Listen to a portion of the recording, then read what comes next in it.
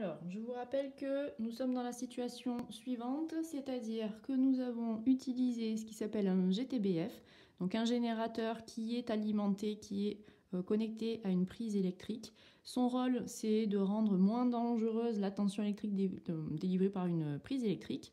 Je l'ai connecté tout simplement à un multimètre en mode voltmètre. Et donc, on s'aperçoit que ce générateur a une particularité, c'est qu'il délivre une tension qui ressemble à la tension délivrée par un alternateur. Et c'est justement tout l'intérêt, c'est ce qui nous intéresse. On se rend compte facilement, donc en regardant l'écran du multimètre, qu'on a effectivement bien une tension qui est variable et également alternative, c'est-à-dire qu'on avait des valeurs négatives et là on a basculé dans les valeurs positives. Et si on laisse le générateur continuer à faire sa petite vie, eh ben, on va rebasculer à un moment donné sur des valeurs négatives, ainsi de suite, ainsi de suite.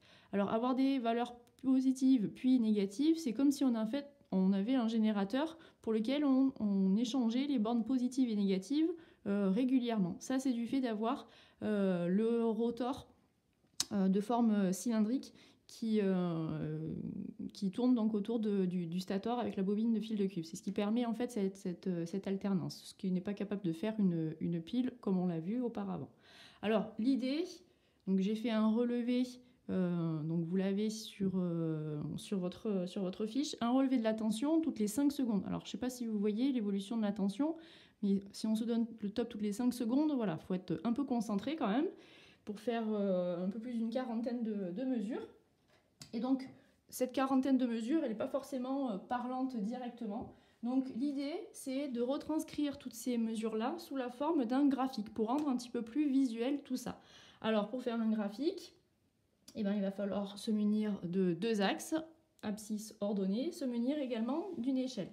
Alors, moi, quel est mon objectif? Mon objectif, c'est de comprendre quelle est l'évolution de la tension électrique délivrée par ce petit générateur au cours du temps. Donc, je vais devoir tracer mes 2 axes. Alors, j'espère que vous allez pouvoir observer et voir tout ça.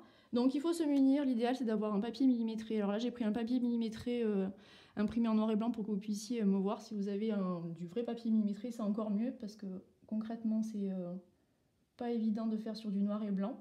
Donc, on va tracer un axe. Alors là, pareil, je vais le faire. Bien sûr, il ne marche pas. Je vais le faire au stylo pour que ça soit plus visuel pour vous. Je vous conseille plutôt de le faire au crayon. Donc on va tracer l'axe des abscisses, à peu près au centre de la feuille. Hop. Cet axe des abscisses va porter le temps. Pourquoi? Parce que mon objectif, on n'oublie pas la flèche, c'est de visualiser l'évolution de la tension au cours du temps. À partir du moment où on dit au cours du temps, en l'occurrence ici, c'est que l'on aura le temps que l'on note T et qui est exprimé pour nous en secondes. Sur l'axe des ordonnées, on va venir du coup placer la valeur de la tension. Hop, on se place ici. Et donc on a l'axe des ordonnées avec la tension notée U qui est exprimée en volts.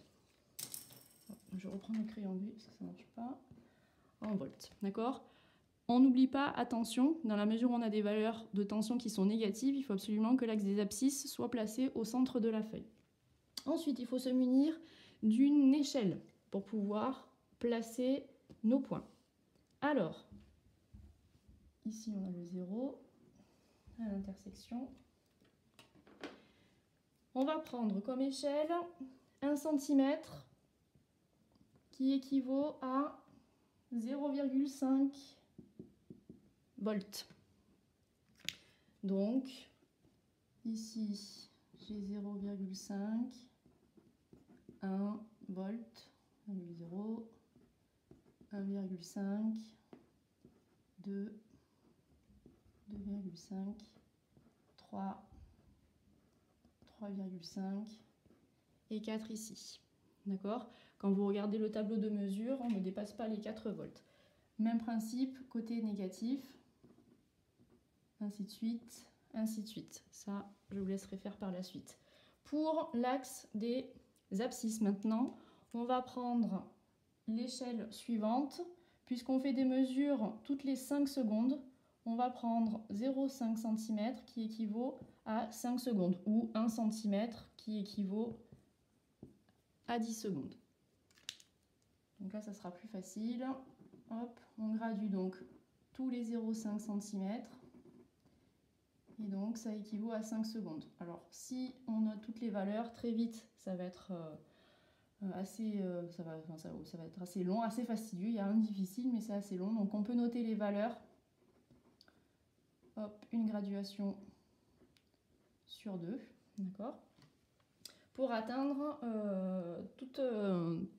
toutes les mesures qui nous correspondent. Alors, je vous montre juste un premier exemple pour commencer. Le premier point, donc le premier point à 0 secondes est à 3,80. Alors moi, avec mon multimètre, j'avais 3,79, mais on ne peut pas atteindre cette précision-là avec le graphique, donc j'arrondis à une unité après la virgule, donc 3,80 volts. Donc je me mets sur 0, je cherche 3, là je suis à 3,5.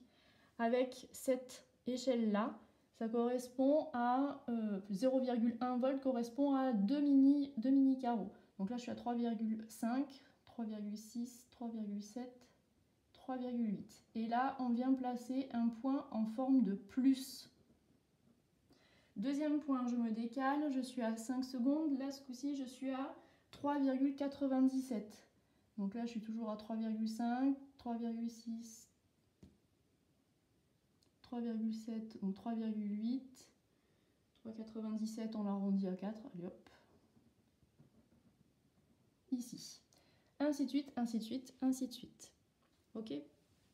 Alors, je vous laisse faire ça et on se retrouve avec l'ensemble du graphique. Les points, n'oubliez pas, on les fait sous forme de plus. D'accord ? Une fois que vous avez l'ensemble de vos points, on ne relie pas à la règle l'ensemble des points. On va tracer ce qui s'appelle une allure générale, une courbe moyenne. Je vous laisse placer tous vos points.